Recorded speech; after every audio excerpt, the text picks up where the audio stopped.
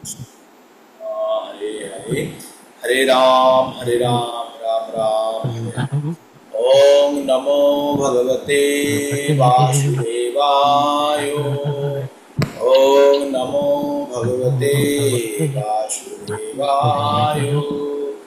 ओम नमो भगवते वासुदेवाय। সকল ভক্তবৃন্দকে আমার সশ্রদ্ধ প্রণাম।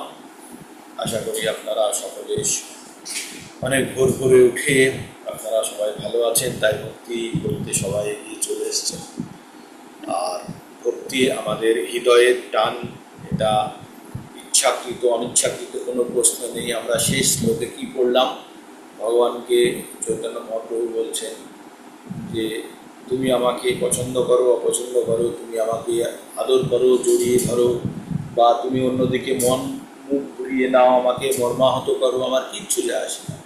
তুমি আমার প্রাণনাথ, তুমি আমার সব কিছু, আর তুমি ছাড়া আমার কেউ নেই। এটি হচ্ছে তার সমর্পণের লেভেল।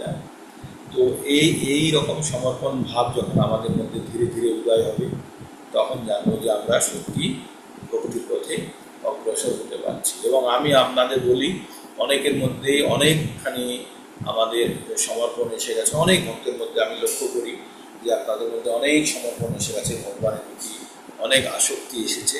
তো এইটাকে ধরে রাখতে হবে পরবর্তী আমাদের লক্ষ্য পর্যন্ত পৌঁছানোর জন্য। ঠিক তো আমরা ভগবদ্গীতা প্রতিদিন পঠন করছি। ভগবদ্গীতা থেকে আমরা কি জ্ঞান অর্জন করছি? ভগবদ্গীতা থেকে আমরা অর্জন করছি পাঁচটি বিষয় জ্ঞান অর্জন করছি। পাঁচটি বিষয় হচ্ছে ঈশ্বর, জীব, প্রকৃতি, সময় এবং কর্ম। এই প্রথম চারটি বিষয় আমাদের মোটামুটি সকলের একই। ভিন্ন বিষয় হচ্ছে আমাদের কর্ম। আর এই কর্মই নির্ধারণ করে আমাদের পরবর্তী শরীরটি কেমন হবে। এই কথাগুলি আমি প্রায় প্রতিদিনই বলি আপনাদেরকে। বলি এই জন্য যাতে আপনাদের মনে, মুখে, গলায় সব জায়গাতেই কথাগুলি বসে যায়। তাই আমাদের এই শরীরটি আমরা কিভাবে প্রাপ্ত করলাম? এই শরীরটি আমরা পেয়েছি গত জীবনে যখন আমরা দেহত্যাগ করি। তখন আমরা যদি মানুষ থেকে যদি আমরা দেহত্যাগ করেছি, তাহলে আমরা এই শরীরটি অন্তকালে আমরা এটা স্মরণ করেছিলাম। আমরা কেউ ভগবানকে স্মরণ করিনি। আর ভগবানকে যদি আমরা স্মরণ করতে পারতাম, তাহলে আমাদের 8.5 কাজ করে আর ফর্মুলা কাজ করত, তাই না? তো সেটা আমরা স্মরণ করতে পারিনি। তো তাহলে আমরা কি কামনা বাসনা করেছিলাম, সেই কামনা বাসনা অনুযায়ী আর আমাদের কর্মফল অনুযায়ী আমরা বর্তমান শরীরটি পেয়েছি। এবার এই শরীরটি যখন পেয়েছি, আমরা কলিযুগে জন্মগ্রহণ করেছি। এই বর্তমানে মানে এই জীবনটাই আমাদের কলিযুগী। এর মধ্যে হয়তো আপনারা অনেকেই অন্যান্য যুগে জন্মগ্রহণ করেছেন বা অনেক উচ্চ লোক নিম্ন লোক কাটিয়ে এসছেন। তো তাতে আমাদের স্মরণের মধ্যে ছোট ছোট জিনিস রয়েই যায়, যেগুলো সময় সময় ওগুলো প্রকাশিত হয় মনের মধ্যে। তখন মনে হয় এই জিনিসগুলো তো আমি কখনো শুনিনি বা বলিনি, কোথায় থেকে আমার মনের মধ্যে আসলো। এগুলোর অর্থ এই যে কোনো না কোনো সময় আমরা এ জীবনে হোক কোনো না কোনো জীবনে আমরা সেই সমস্ত অবস্থার সঙ্গে আমরা পার করেছি বা অবস্থার সম্মুখীন হয়েছি, তাই আমাদের স্মরণে রয়ে গেছে। তো হয় না, আমাদের যদি কারো বাড়িতে অনেক জামা থাকে, হঠাৎ জামা খুঁজতে খুঁজতে এমন একটা জামা খুঁজে পেলেন যে জামাটার কথা ভুলেই গেছেন বা কাপড়টার কথা ভুলেই গেছেন, আর প্রায় নতুনই আছে, সেটা পরেছেন একদিন বা দুদিন পরেছেন বা পরেনি দিয়ে এরকম রাখা আছে। তখন খুব আনন্দ হয় না যে আরে এটা খুবই, তার মানে এই যে আপনার বর্তমান স্মরণ থেকে ওটা সরে গেছে, কিন্তু ওটার প্রতি আপনি কখনো না কখনো ইনভেস্ট করে সেটাকে ক্রয় করেছেন বা কেউ আপনাকে বিক্রি করেছেন, তাই না?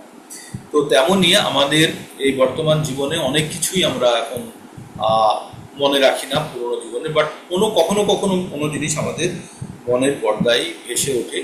তখন মনে হয় এটা কখনো যেন আমি জেনেছি। তো কর্ম অত্যন্ত গুরুত্বপূর্ণ। কর্ম আমাদের পরবর্তী জীবন নির্ধারণ করে। আর আপনারা যদি ভাবেন যে এখন আপনারা ভক্তি করছেন বলে আপনাদের কষ্ট কম হয়ে গেছে বা বেড়ে গেছে, বর্তমান ভক্তির সঙ্গে আপনাদের কষ্ট করার সম্ভাবনা খুবই কম। হ্যাঁ, এটা হয় যে দেখুন, যে আমরা যে পাপ বা পুণ্য করেছি তার কর্মফল আমাদের ভোগ করতে হবে। এই জীবনে তো ভোগ করতেই হবে, কোনো উপায় নেই। পরবর্তী জীবনে ভোগ করবেন না যদি আপনি সবকিছু মুছে দিতে পারেন। 1866 যদি আমরা ফলো করে মুছে দিতে পারি, কি বলেছেন ভগবান সেখানে? সর্বধর্মান পরিত্যাজ্য মাম একম শরণম ব্রজ অহং ত্বাম সর্ব পাপেভ্য মুক্ত ইষ্যামি মা শুচ। তোমার সমস্ত পাপ আমি মুছে দেবো, তোমাকে আমি মোক্ষ দিয়ে দেবো, এ নিয়ে তুমি অনুশোচনা করো না বা শোক করো না। এটা কখন সম্ভব? যখন আমরা সম্পূর্ণরূপে ভগবান একম শরণম ব্রজ, আমরা শুধু ভগবানকে শুধু ভগবানেরই শরণে থাকবো, শরণাগত হবো, তখনই এটা সম্ভব। তো আমরা 3 ধরনের কর্ম করি।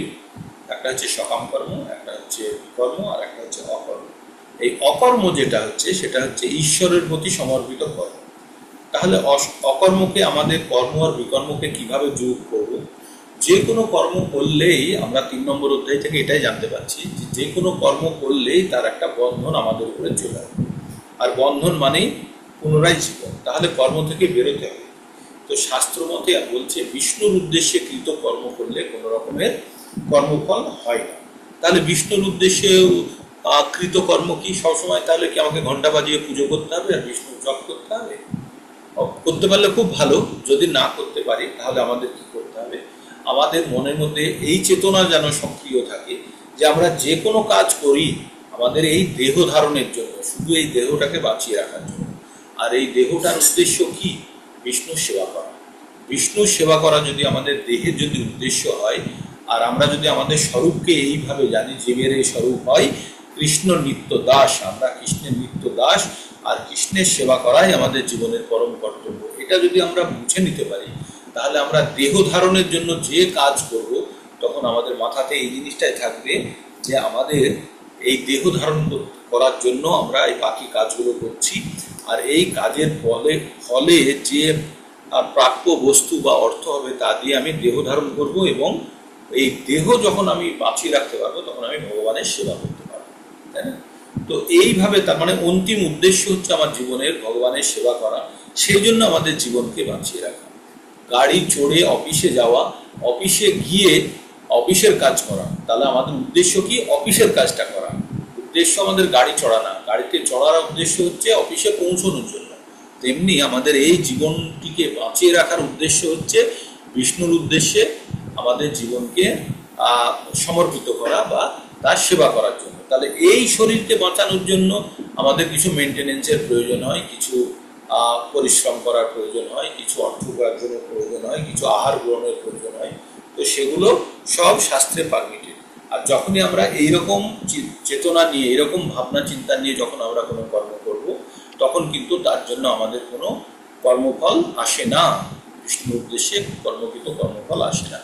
তো আমরা এইভাবে এগোতে এগোতে আমরা কি জানলাম? আমরা জানলাম যে ইন্দ্রিয়কে সংযম করে যে মনে মনে ভাবে যে এটা পেলে হতো, তারা কিন্তু মিথ্যাচারী। আর কি বললো? যে যোগ্য করে যোগ্য অবশিষ্ট ফল যদি ভগবানকে অর্পণ না করে কেউ যদি গ্রহণ করে, তাহলে সে পাপ গ্রহণ করে, সে পাপ গ্রহণ করে।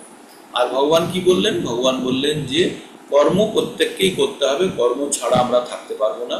তাই বিভিন্ন রাজারা, ইভেন জনক রাজা পর্যন্ত নিজে কর্ম করতেন। ভগবানও বলেছেন আমি যদি কর্ম না করি, ভগবান যদি কর্ম না করেন, তাহলে কিন্তু সকলে কি করবে? সকলে ভগবানকে ফলো করে আর কেউ কর্ম করবে না। তখন বর্ণ সংকরের একটা সম্ভাবনা থাকবে, বর্ণ সংকর। তো এইভাবে ভগবান এগিয়ে নিয়ে যেতে যেতে বললেন, কি বললেন? যে তিনি বললেন যে আমরা বেদ থেকে, আমরা বেদ কোথা থেকে আসলো? বেদ আসলো ভগবানের বাণী। ভগবানের কথাই হচ্ছে, নির্দেশই হচ্ছে বেদ। আর এই বেদ থেকে কি হলো? বেদ থেকে কর্মকাণ্ড হলো, কর্মকাণ্ড থেকে যজ্ঞ হলো, যজ্ঞ থেকে কি হলো? মেঘ বা বৃষ্টি হলো। আর বৃষ্টি থেকে কি হলো? অন্ন উৎপন্ন হলো। আর সেই অন্ন গ্রহণ করে আমরা জীবন ধারণ করছি। তার মানে ভগবানের সোজা নির্দেশ থেকে আমাদের পর্যন্ত পৌঁছে যাবে। ঠিক। তারপরে ভগবান কি বললেন? ভগবান বললেন যে আরেকটা অংশ রয়ে গেল, যে জায়গাটাকে প্র্যাকটিস করে নিতেছেন। আর তাই ভগবান এই 26-27 কাছে বলছেন, আমি যদি কর্তব্য না করি, এটা বলে নিয়েছি। তারপরে ভগবান কি বললেন, অজ্ঞানীরা, আচ্ছা, জ্ঞানী আর অজ্ঞানীদের মধ্যে কর্মের কিভাবে তারা কর্ম করে। জ্ঞানীরা কি করে? জ্ঞানীরা কর্মফল ত্যাগ করে কর্মটি করে, আর অজ্ঞানীরা কর্মের প্রতি আসক্তি হয়ে কাজ করে। এবার আমি বলি, একজন ভক্ত আর একজন অভক্ত দুজনে একই কাজ করছে। কি করছে? দুজনে রিক্সা চালাচ্ছে, একদম মানে একদম নিম্ন লেভেল থেকে ধরছে। দুজনে রিক্সা চালাচ্ছে, কে? একজন ভক্ত আর একজন অভক্ত। যে অভক্ত সে কি ভাবছে? রিক্সা চালিয়ে টাকা ইনকাম হবে, তাই দিয়ে মাছ মাংস কিনে নিয়ে গিয়ে বাড়িতে ফ্যামিলি সংসার নিয়ে খুব আনন্দে খাবো, ঠিক? আর ভক্ত সে কি ভাবছে? যে আমি এই রিক্সা চালিয়ে নিয়ে গিয়ে আমি যে উপার্জন করব, তাই নিয়ে আমি বাজার থেকে শাক সবজি, আমি অন্ন কিনে নিয়ে যাব, বা ধান চাল কিনে নিয়ে যাব, বাড়িতে আমার গৃহিণী বানাবে, বানিয়ে আমি আমার আরাধ্য আমি ভগবানকে আমি অর্পণ করব, করে আমরা সবাই মিলে আনন্দে ভোজ মতো খাবো। দুজনের কাজ একই, উদ্দেশ্যের মধ্যে সামান্যতম পার্থক্য। প্রথমজন কি?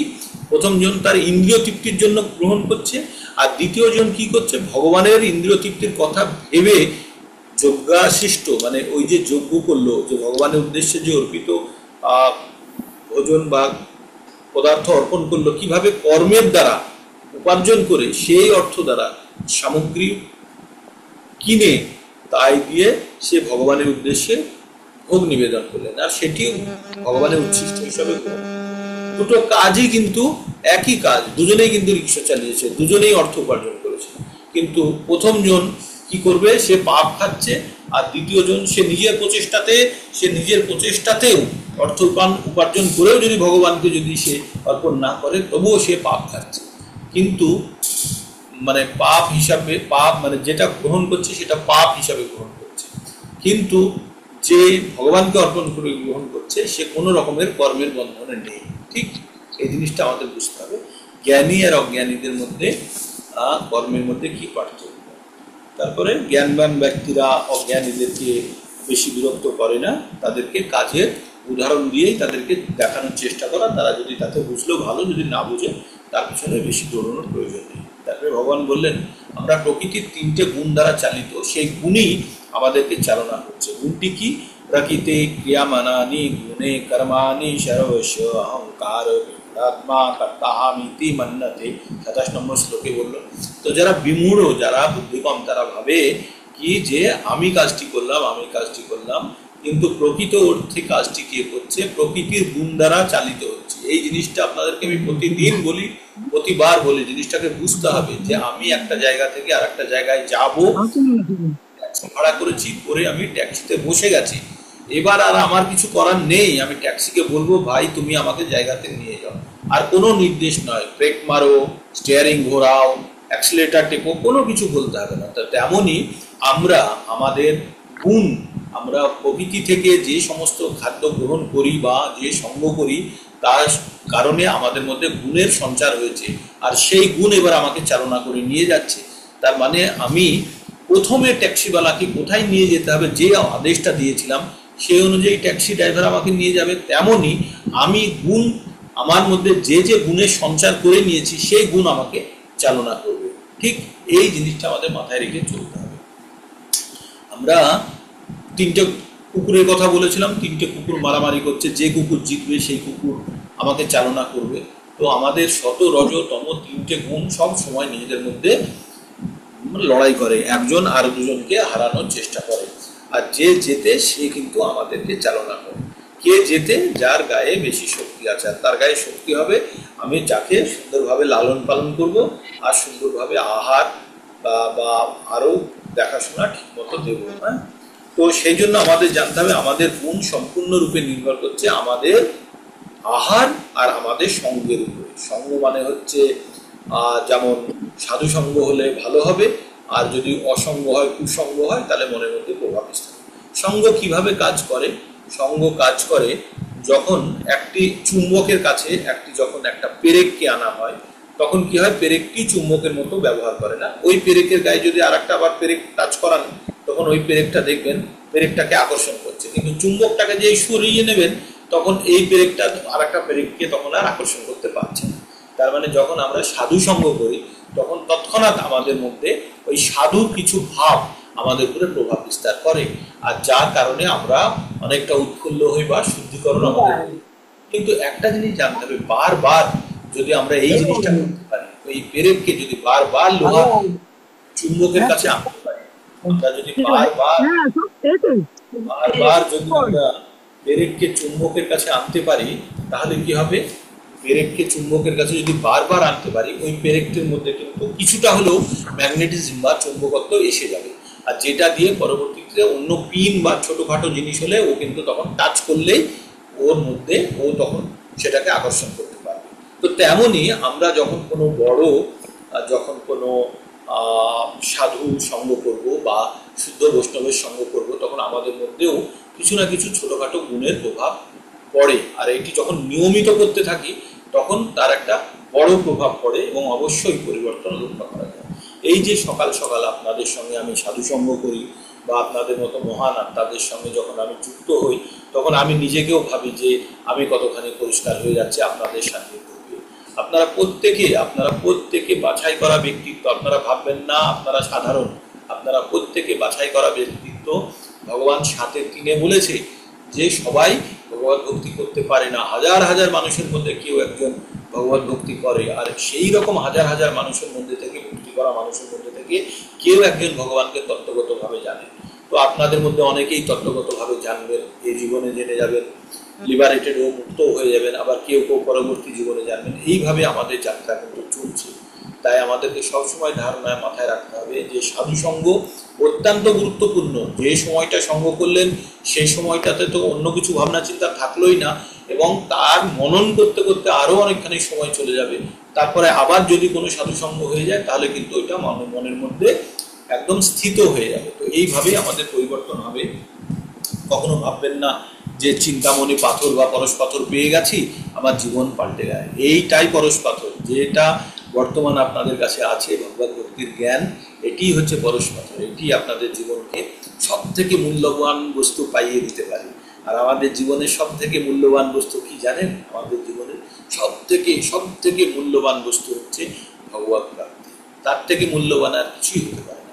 আর সেই প্রাপ্তির দিকে আপনারা সবাই কিন্তু এগোতে শুরু করেছেন, গুটি গুটি পায়ে ভগবত ভক্তির দিকে আপনারা এগোচ্ছেন। আর এটি আমাদের জীবনের চরম লক্ষ্য হওয়া উচিত। আর আপনারা ঠিক এদিক ওদিক কাটিয়ে উঠিয়ে ঠিক যেন চরম লক্ষ্যের দিকে আপনারা এগোচ্ছেন। তো আমরা প্রকৃতির গুণ দ্বারা আচ্ছন্ন, তাই সবার কাছে আমার অনুরোধ, আপনাদের গুণের পরিবর্তন আনার চেষ্টা করুন। আর গুণের পরিবর্তন হচ্ছে কিভাবে? আহার আর সঙ্গ, এই দুটো কখনো ত্যাগ করবেন না। সাত্বিক আহার গ্রহণ করুন, সাত্বিক আহারকে ত্যাগ করবেন না। সাত্বিক আহার ত্যাগ করলে আপনার গুণের পরিবর্তন ঘটে যাবে। গুণের পরিবর্তন হয়ে গেলেই কিন্তু আর ভক্তি মার্গ থেকে তখন পতনের সম্ভাবনা থাকে। শতগুণে না থাকলে কারোর ভক্তি হবে না। আপনাদের এটা জানতে হবে। আপনারা আগে যতই প্রিপারেশন করুন, এই প্রিপারেশনগুলো আপনাকে এয়ারপোর্ট পর্যন্ত নিয়ে যেতে পারে, কিন্তু এয়ারপোর্টে চড়তে গেলে আপনাকে ওই সিকিউরিটি স্ক্যানারের মধ্যে দিয়ে যেতেই হবে, তবেই আপনি এয়ারপোর্ট লঞ্চে পৌঁছবেন, ওইখান থেকে ওয়েটিং রুম, তারপরে আপনি প্লেনে উঠতে পারবেন। তো তেমনই আমরা যতই এয়ারপোর্টের আশপাশ দিয়ে ঘুরে বেড়াই, আমাদের কিন্তু আমরা প্লেনে চড়তে পারবো না যতক্ষণ না পর্যন্ত সিকিউরিটি স্ক্যানারের মধ্যে দিয়ে যাচ্ছি। তো তেমনই আমরা যতক্ষণ না পর্যন্ত শতগুণে উন্নীত হচ্ছি ততক্ষণ পর্যন্ত আমাদের প্রকৃত অর্থে ভক্তি শুরু হচ্ছে না। তবে আমরা যেগুলো করছি এগুলো অভ্যাস, এই অভ্যাসের কারণেই আমাদের মধ্যে ভক্তি আরও তীব্রতরভাবে প্রকাশ পাবে বা ভক্তি উৎপন্ন হবে, এবং আমাদের সকলকে শতগুণে পৌঁছানোর জন্য আমাদেরকে চালিত করবে। দেখুন, আমরা সবাই ঘর সংসার আছে আমাদের, তো সকলের দ্বারা সব কিছু সম্ভব হচ্ছে না। আমি বুঝতে পারি, স্পেশালি মাতাজিদের একটা বড় প্রবলেম আছে বাড়িতে। আপনারা কেউ হয়তো মেনে চলছেন, অন্যরা মানে না, তো কোনো অসুবিধা নেই। সেক্ষেত্রে ভগবানকে একটা জিনিস বলতে হবে, এটি আমাদের পূর্বজন্মকৃত কর্মের ফল হিসাবে আমাদের এই বিষম পরিস্থিতি। একটা জিনিস আপনি জানবেন, আপনার কাছে যদি কোনো বিষম পরিস্থিতি থাকে, পূর্বজন্মকৃত ফল, আর সেই ফলের কারণে এই বিষম পরিস্থিতি। ভগবত ভক্তি করতে চাইলেও আপনি বিভিন্ন রকমের বাধা প্রাপ্ত হচ্ছেন। তখন আপনার মনে হবে না ভগবত ভক্তি করবো, তাহলে কেন ভগবান আমার পথ সুগম করছে না, তাই না? এটা তো আমাদের ভাবা উচিত। কিন্তু না, আমি ক্লাসে 2-3 দিন ভালো পড়াশোনা করলে বা 5 দিন করলে সেই ক্লাসে তাড়াতাড়ি আমার রোল নাম্বার পাল্টাবে না। রোল নাম্বার পাল্টাবে আমার পরের ক্লাসে গিয়ে, পরীক্ষার পরে। তো তেমনি আমরা বর্তমানে যে বিষম পরিস্থিতির মধ্যে আছি তার জন্য আমরাই দায়ী, আর পূর্ববর্তী জীবনের কার্যকলাপের ফলে আমাদের এই বিষম পরিস্থিতি আছে। তবে একটা উল্লেখযোগ্য কথা আছে এখানে, এই যে যখনই কোনো বিষম পরিস্থিতির মধ্যে থাকবেন তখন জানবেন যে আপনার পূর্ব জন্মকৃত পাপ ক্ষয় হচ্ছে, এটা জেনে নেবেন। আর পাপ ক্ষয় হয়ে গেলে কি হবে? যার পাপ সম্পূর্ণরূপে দূরীভূত হয়েছে বা ক্ষয় হয়েছে তার কি হবে? 7-28 তেষাং অন্তগত পাপং জননাং পুণ্যকর্মনাং তে দ্বন্দ্বমোহর নির্মুক্তা ভজন্তে মাম দৃঢ়ব্রতা। সে তখন, যার পাপ একদম সম্পূর্ণরূপে ক্ষয় হয়ে যাবে, তখন সে কি করবে? তার মনের মধ্যে থেকে সব সংশয় দূর হয়ে যাবে। সে তখন সম্পূর্ণভাবে ভগবানে মনোনিবেশ করতে পারবে, আর ভগবানে নিবেশ করে দৃঢ়ভাবে ভগবানের ভজনা করতে পারবে। হ্যাঁ, ভজন্তে মাম দৃঢ়ব্রতা। দৃঢ়ভাবে ভজন করলে কি হবে? ভগবান তখন বলছেন, তেষাং সতত যুক্ত নাম ভজতং প্রীতিপূর্বকম দদামি বুদ্ধি যোগম তম জ্ঞান মায়ু পায়ন্তি। তখনই ভগবান কি দেবেন? আমাদের বুদ্ধি যোগ দেবেন। আর যার দ্বারা এইভাবে যখন আমরা ভালোবেসে ভগবানের ভজনা করব, তখন ভগবান কিন্তু অটোমেটিক্যালি আমাদের মধ্যে ডাউনলোড করে দেবে। কি ডাউনলোড হয়ে যাবে আমাদের মধ্যে? আমাদের মধ্যে তখন কিন্তু ভগবানের জ্ঞান, বুদ্ধি আমাদের মধ্যে ডাউনলোড হয়ে যাবে। আর সেই বুদ্ধি দিয়ে আমরা কি করতে পারবো? সেই বুদ্ধির উপরে বল করে কিন্তু আমরা ভগবানের কাছে পৌঁছতে পারবো। আর ভগবানের কাছে পৌঁছানোর জন্য আমাদের কি করতে হবে? ভগবানের দেওয়া বাণী, ভগবানের নির্দেশাবলীর সম্পূর্ণভাবে যারা পালন করবে তারাই ভগবত ধামে পৌঁছবে। তো খুব সুন্দর ফর্মুলা দেওয়া আছে, আমাদের শুধু এই ফর্মুলাগুলোকে ধরে এগোতে হবে। তারপরে ভগবান কি বললেন? বললেন যে তত্ত্বজ্ঞ ব্যক্তি ভগবত ভক্তিমুখী কর্ম সকাম কর্মের পার্থক্য ভালোভাবে অবগত, কখনো ইন্দ্রিয় সুখ ভোগাত্মক কার্যকলাপে প্রবৃত্ত হয় না। এখানে কি বললো? প্রকৃতি ক্রিয়ামানানি। তারপরে বললো তত্ত্ববিদ্যু মহাবাহ গুণ কর্ম বিভাগয় গুণা গুণেশু বর্তন্ত ইতি মত্তানা সজ্জতে। বলছে যারা তত্ত্ব জানে তারা সকাম কর্ম আর অকর্মের মধ্যে পার্থক্য জানে। তারা কি জানে? সকাম কর্ম আর অকর্মের মধ্যে পার্থক্য জানে, এবং জেনে তারা কখনোই ইন্দ্রিয় সুখ ভোগাত্মক কোনো রকমের কর্মের দিকে তারা নিজেদেরকে চালিত করে না। কি কাজের জন্য চালিত করে না? ইন্দ্রিয় সুখ ভোগাত্মক কর্ম। ইন্দ্রিয় সুখ ভোগাত্মক কর্ম মানেই হচ্ছে সকাম কর্ম বা বিকর্মের দিকে চলে যাবে, যেটা আমাদের ভগবত ভক্তির থেকে আমাদের দূরে নিয়ে চলে যাবে। তাই যারা তত্ত্ব জানে তারা কখনো নিজেদেরকে বিপথে চালিত করে না। তারপরে ভগবান কি বললেন? প্রকৃতির দ্বারা মহাচ্ছন্ন হয়ে অজ্ঞান ব্যক্তিরা জাগতিক কার্যকলাপে প্রবৃত্ত হয়, তাতে আসক্তি হয়ে পড়ে। তাদের কর্ম নিকৃষ্ট হলেও তারা তত্ত্বজ্ঞানী পুরুষেরা সেই মন বুদ্ধি অল্প ব্যক্তিকে বিচলিত করে না।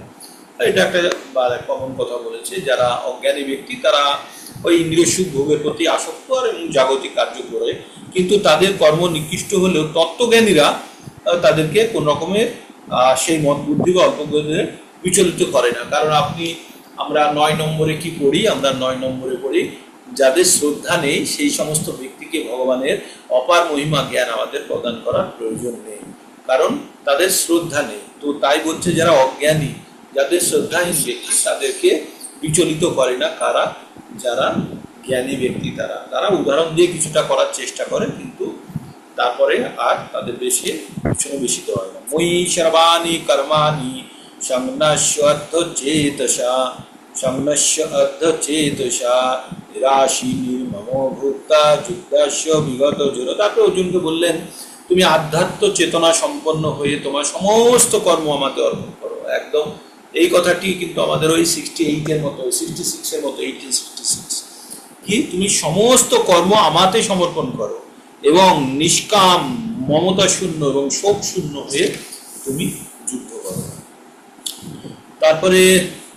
তারপরে বলল যে আমার নির্দেশ, ভগবানের নির্দেশ অনুযায়ী যে সমস্ত মানুষেরা কর্তব্য অনুষ্ঠান করেন, যারা শ্রদ্ধাবান এবং মাৎসর্য রহিত মানে ঈর্ষাবিহীন তারা হয়ে এই উপদেশ পালন করেন তার মানে ভগবান বলছেন কর্মবন্ধন থেকে মুক্ত হওয়ার রাস্তা কি?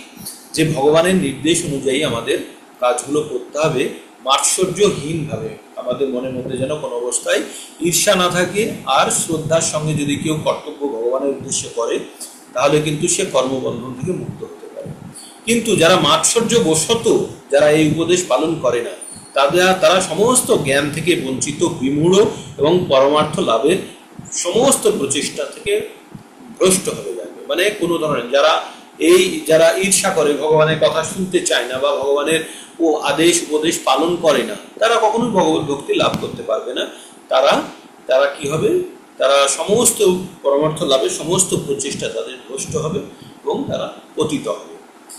তারপরে ভগবান বলছেন, জ্ঞানবান ব্যক্তিরা তাদের স্বভাব অনুসারে কার্য করে, আর কারণ প্রত্যেকেই ত্রিগুণাতীত স্বীয় স্বভাবের অনুগমন করে, সুতরাং নিগ্রহ করে কি লাভ? তো ভগবান বললেন, সদৃশ্যং চেষ্টতে স্বয়া প্রকৃতি জ্ঞান মানবী প্রকৃতি যান্তি ভূতানি নিগ্রহং কিং করিষ্যতি।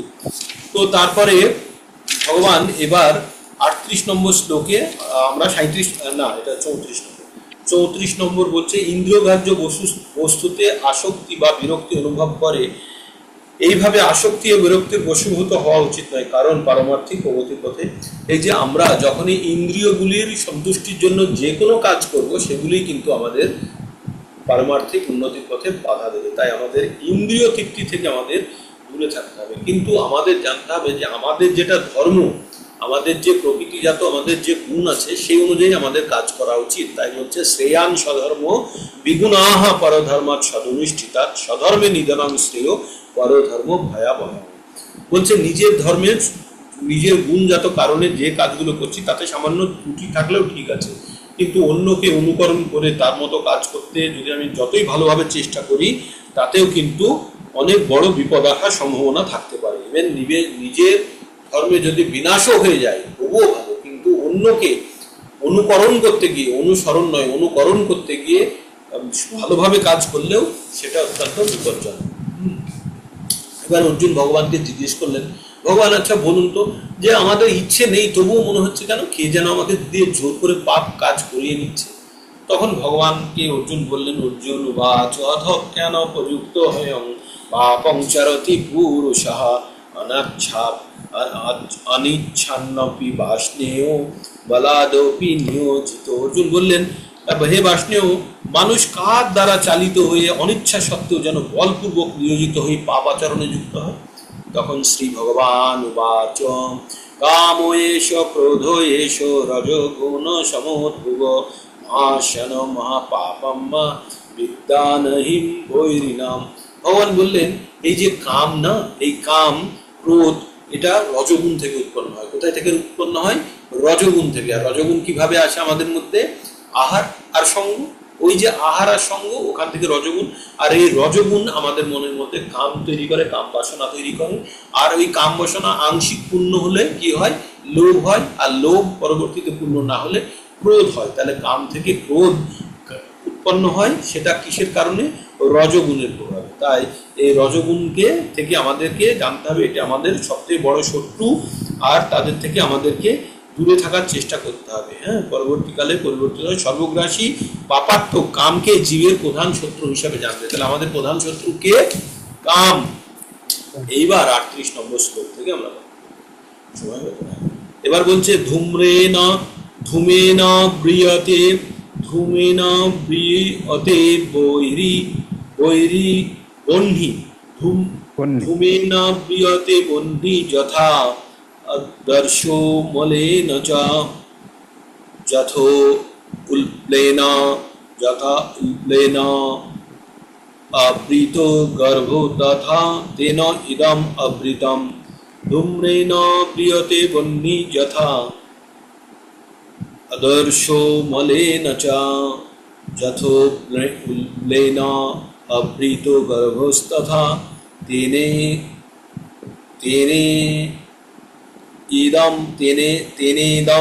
আবৃতম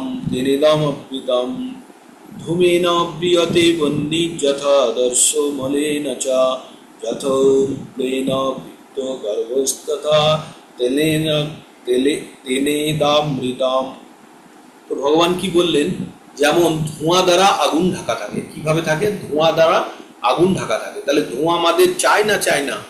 আমরা ধোঁয়াটা আমাদের প্রয়োজন না প্রয়োজন নেই? প্রয়োজন নেই। আমরা যখন রান্না করি, আগে যখন রান্না করা হতো মায়েরা উনানে জ্বালাতেন, আর ধোঁয়া, তখন কি হতো, একটা চোং দিয়ে ফু দেওয়া হতো না, ফু দিয়ে সেই ধোঁয়াকে সরিয়ে দেওয়া হতো, তারপরে আবার আগুন জ্বলতো। এখন তো গ্যাস হয়ে গেছে, তো আমাদের ধোঁয়া কখনোই আমাদের মানে প্রয়োজনীয় নয়।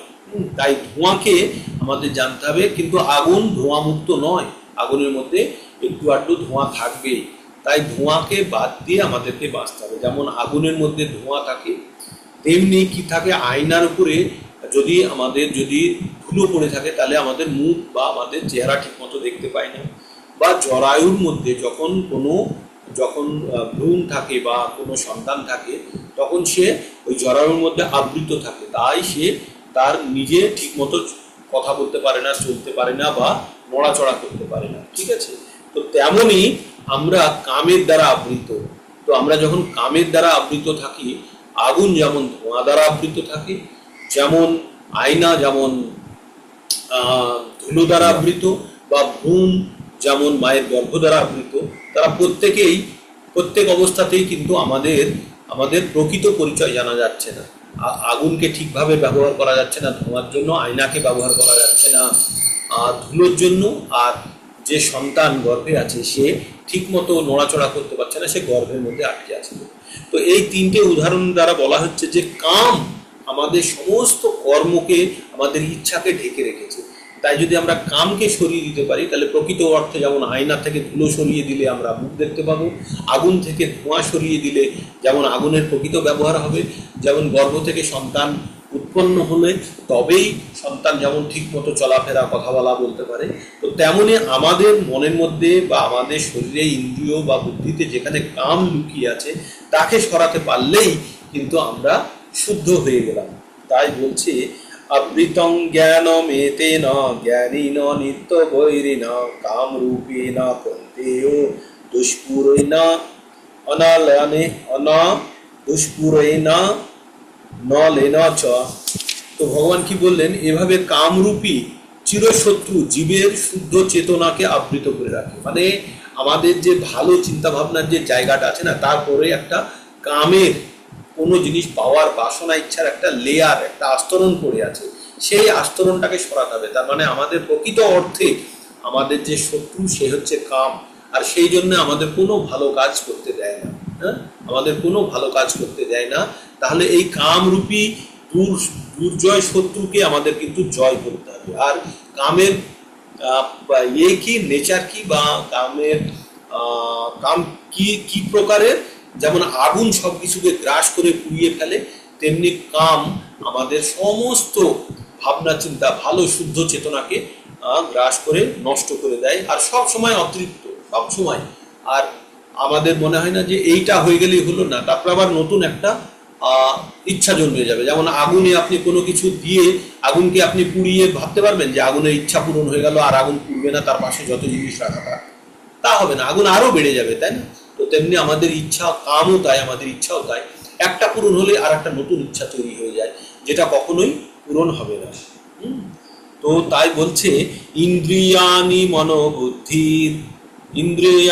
মনোবুদ্ধির অস্য অধিষ্ঠানম উচ্যতে এতেই বিনহয়তি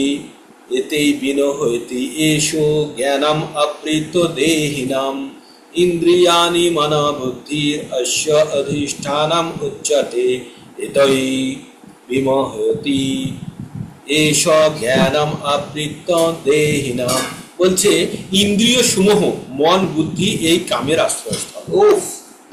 এটা বারবার আপনাদেরকে বলি, ইন্দ্রিয় সমূহ, মন আর বুদ্ধি, এই তিনটে হচ্ছে কোথায় থাকে এই তিনটেতে, কে লুকিয়ে থাকে? কাম, মানে আমাদের যে কামনা বাসনা, সে লুকিয়ে থাকে কোথায়? আমাদের ইন্দ্রিয়ে, আমাদের মনে আর বুদ্ধিতে। হ্যাঁ, আর সে কি করে? জীবের প্রকৃত জ্ঞানকে আবরণ পূর্বক, এতক্ষণ ধরে যে কথাগুলো বলছি সেটাই আবার বলছে, জ্ঞানকে ঢেকে রেখেছে। কিরকম ভাবে ঢেকে রেখেছে? আগুন যেমন আগুন ঢেকে রাখে কাকে? আগুনকে ঢেকে রাখে কে? ধোঁয়া। আয়নাকে ঢেকে রাখে কে? ধুলো। আর গর্ভ ঢেকে রাখে কাকে? গর্ভে স্থিত সন্তানকে। তো এই রূপ আমাদের কাম, আমাদের সুবুদ্ধিকে ঢেকে রেখে আমাদের ভালো কাজ করতে দেয় না। তাই বলছে ইন্দ্রিয় সমূহ, মন আর বুদ্ধি, এটি কামের আশ্রয়স্থল, আর তার মধ্যে কাম জীবের প্রকৃত জ্ঞানকে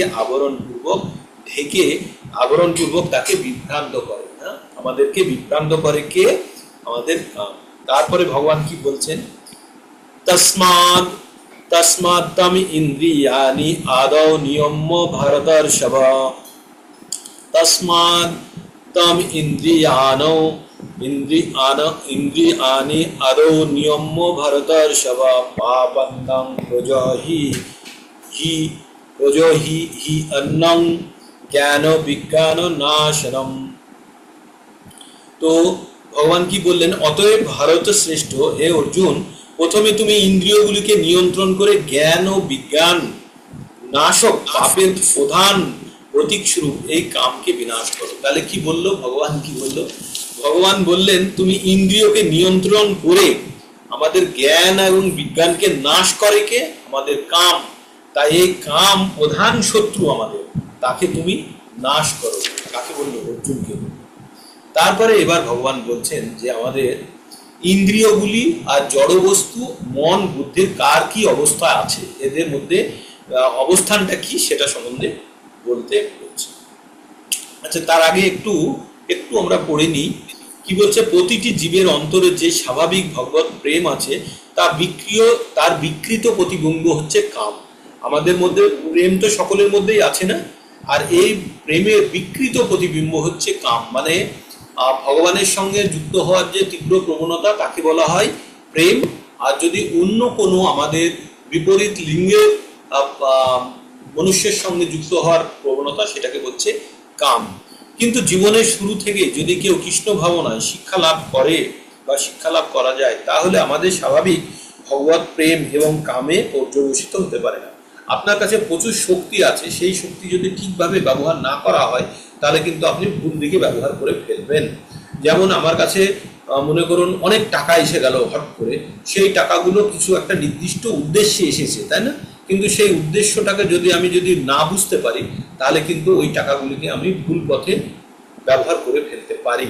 তাই বলছে যে আমাদের মধ্যে স্বভাবতই আমাদের মধ্যে প্রেম আছে, সেই প্রেম যদি আমরা ঠিক দিকে যদি না প্রবাহিত করতে পারি, সেই প্রেম কিন্তু আমাদের কামরূপে আমাদের অন্যদিকে আমাদেরকে ভুল পথে চালিত করে দিতে পারে। তাই বলছে ইন্দ্রিয়ানি পরানি আহো ইন্দ্রিয়ানি পরান্নাহ ইন্দ্রিয়ভ্যে পরম মনৌ ইন্দ্রিয়ানি পরান্নাহ ইন্দ্রিয়েভ্যো পরম মনস্তস্য পরম বুদ্ধির্য বুদ্ধেঃ পরন্তস্তু সা। তো ভগবান কি বললেন? ইন্দ্রিয়ানু পরান্নি আহু, বললেন যে ইন্দ্রিয় থেকে পরম কি? যে ইন্দ্রিয়ভ্য বলছে জড় পদার্থ। জড় পদার্থ যেমন ইট, কাঠ, পাথর, এগুলো হচ্ছে জড় পদার্থ থেকে ইন্দ্রিয়গুলি শ্রেষ্ঠ। আমাদের ইন্দ্রিয় কি? চক্ষু, কর্ণ, নাসিকা, জিহ্বা, ত্বক। আর কি আছে? মন, বুদ্ধি। ইন্দ্রিয়গুলো হচ্ছে চক্ষু, কর্ণ, নাসিকা, জিহ্বা, ত্বক। আর উদর, উপস্থ, মুখ, পানি আর পাদ। না, পানি, পাদ, উদর, উপস্থ আর মুখ। পানিপাত মানে হচ্ছে হাত পা, আর মুখ মানে হচ্ছে মুখ, আর উদর মানে হচ্ছে পেট আর জননাঙ্গ। এগুলো হচ্ছে আমাদের কর্মেন্দ্রিয়, আর আমাদের জ্ঞানেন্দ্রিয় হচ্ছে চক্ষু, কর্ণ, নাসিকা, জিহ্বা। তো তাই বলছে যে আমাদের এই শরীর একটি জড় পদার্থ। এই শরীরের মধ্যে শরীরের থেকে উন্নতকে আমাদের ইন্দ্রিয়গুলি। এই ইন্দ্রিয়গুলি হচ্ছে শরীরের থেকে উন্নত। আর এই ইন্দ্রিয়ের থেকে উন্নতকে আমাদের মন, যে ইন্দ্রিয়কে কন্ট্রোল করে। তার মানে আর মনের থেকে উন্নতকে বুদ্ধি, আর বুদ্ধির থেকে উন্নতকে আমাদের আত্মা। তাহলে আত্মা আমাদের বুদ্ধিকে চালনা করে, বুদ্ধি আমাদের মনকে চালনা করে, মন আমাদের ইন্দ্রিয়কে চালনা করে, আর ইন্দ্রিয় আমাদের সমস্ত শরীরটাকে চালনা করে। বোঝা গেল? তার মানে কি বলছে? এই শরীরটি হচ্ছে আমাদের জড় পদার্থ। এই জড় পদার্থের মধ্যে ইন্দ্রিয়গুলি হচ্ছে আমাদের আমাদের শরীরের মধ্যে সব থেকে ইন্দ্রিয়গুলি ভালো। আর ইন্দ্রিয়ের থেকে ভালো কি? আমাদের মন। আর মনের ঊর্ধ্বে কে? বুদ্ধি। আর তার উপরে কে? হচ্ছে আমাদের আত্মা। তাহলে আত্মা, বুদ্ধি, মন, ইন্দ্রিয় আর শরীর, আর তারপরে হচ্ছে জড় পদার্থ। এইভাবে আমাদের ক্রমা উন্নতি অনুসারে আমাদের বলা হয়েছে। তারপরে এবার লাস্ট শ্লোক যেটাতে এসে গেছি, তারপর বলছে এবং বুদ্ধে পরং বুদ্ধা সংস্তভ্য সংস্তভ্য आत्मनाम आत्मना जो ही शत्रु महाबाहो काम रूपेण दुराशदम। भगवान की बोलें एवं बुद्धि परम बुद्धा, बोलें जे हे महावीर एभावे निजेके जड़ इंद्रिय मन बुद्धिर अतीत जेने निश्चयात्मिका बुद्धिर द्वारा मन के स्थिर करो, चिन्मय शक्तिर द्वारा कामरूप दुर्जय शत्रु के जय करो। ताहले आमादेर शत्रु के जानलेन, आमादेर शत्रु हच्छे काम, तीव्र भावे कोनो जिनिस पावार बासना। भगवान छाड़ा तीव्र भावे कोनो जिनिस पावार बासना के बला हय काम। और यदि भगवान के पावार यदि बासना थाके ताहले सेटाके बला हय प्रेम।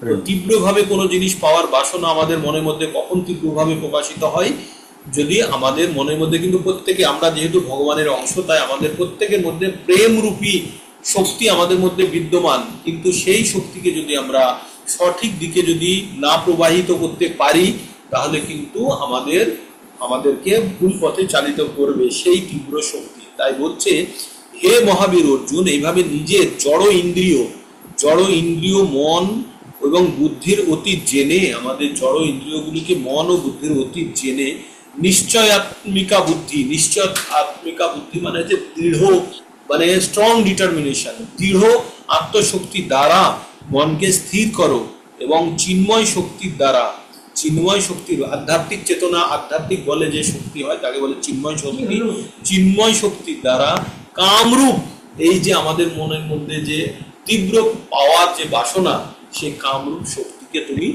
জয় করো। এটাই হচ্ছে এই অধ্যায়ের শেষ শ্লোক এবং এটা কনক্লুশন যে আমাদের ইন্দ্রিয়গুলোকে নিয়ন্ত্রণে রেখে আমাদের মধ্যে যে শক্তি আছে সেই শক্তিকে আমাদের সঠিক দিকে প্রবাহিত করা। আর সঠিক দিকে প্রবাহিত করতে গেলে আমরা কি করব, আমাদের মধ্যে যে চিন্ময় ঈশ্বর চেতনা বা আমাদের মধ্যে যে ঈশ্বর প্রেম আছে, যেটি কামরূপ ধোঁয়া দ্বারা, কামের ন্যায় ধোঁয়া দ্বারা আমাদের এটি ঢাকা আছে। কিভাবে আমাদের মধ্যে যে তীব্র ঈশ্বর চেতনা ভাব আছে প্রত্যেকের মধ্যে, এটা চাপা পড়ে আছে। কিসে চাপা পড়ে আছে? কামরূপ চেতনা দ্বারা। আমাদের মনের মধ্যে ঈশ্বর ভাব কিন্তু প্রবল প্রত্যেকের মধ্যেই, কিন্তু এটা ঢাকা আছে। কেমন ঢাকা আছে? যে যেমন মনে করুন আমরা বাজার থেকে চানা কিনে আনি তো তার মধ্যে জীব আছে, তার মধ্যে প্রাণ আছে, কিন্তু সেটা সুপ্ত অবস্থায় আছে, সে তার মধ্যে চেতনা নেই বর্তমানে, কিন্তু জলে ভেজালেই সেখান থেকে অঙ্কুশ শুরু হয় এবং জীবের উদ্গম হয়। তো তখন কি কোথাও থেকে নতুন প্রাণ এসে ঢুকলো না? প্রাণ তার মধ্যেই ছিল, কিন্তু সেই চেতনা চাপা ছিল, কারণ সে পরিবেশ পায়নি বলে।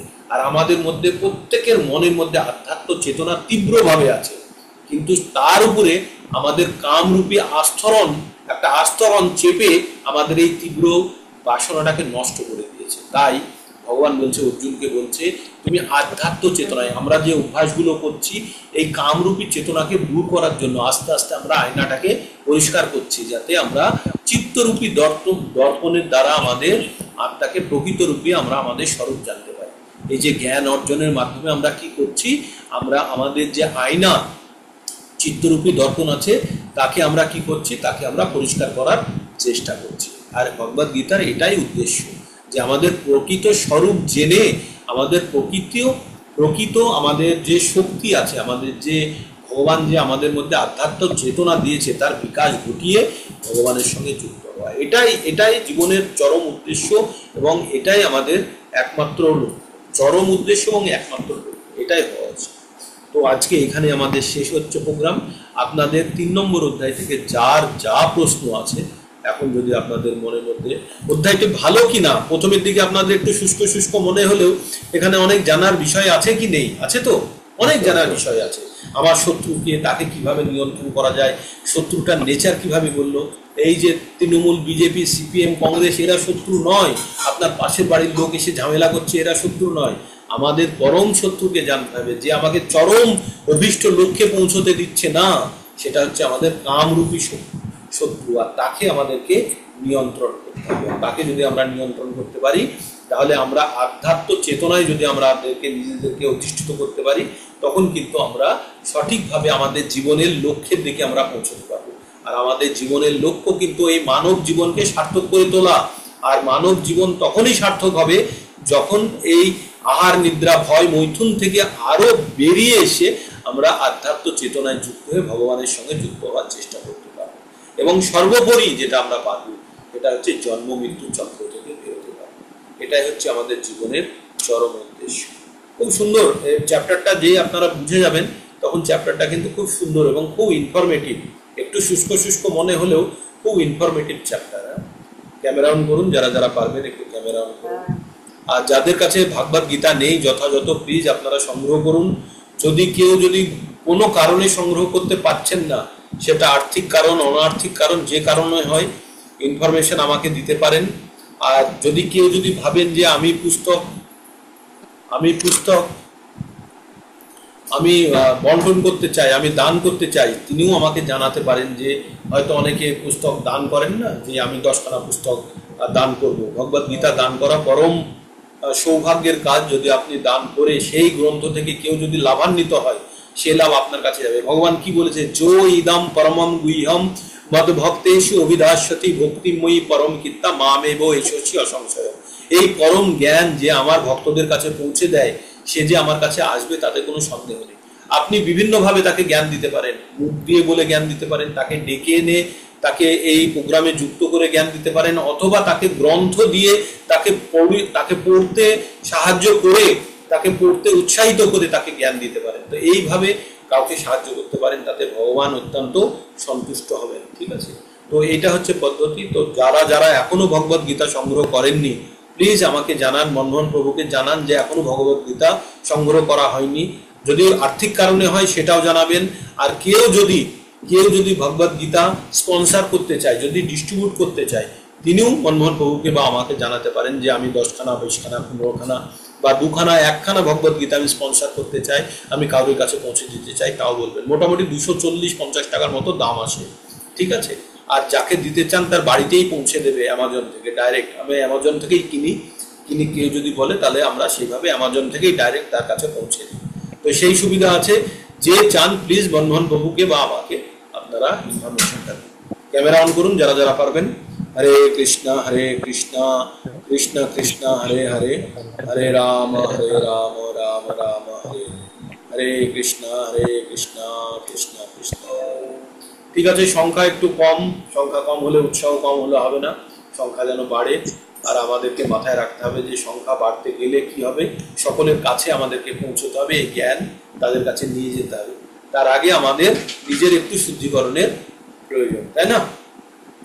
কারো কোনো প্রশ্ন আছে? আর কোনো প্রশ্ন যদি না থাকে তাহলে এখানেই শেষ করব।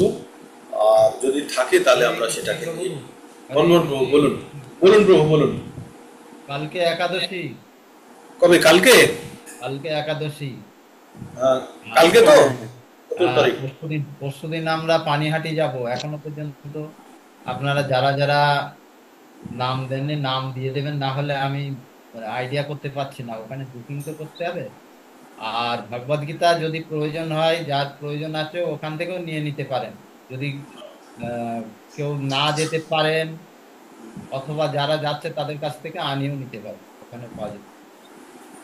কাল অন্তত আমাকে নামটা দিয়ে দিলে তাহলে কিন্তু আমি ওই প্রসাদ বুক করতে পারবো।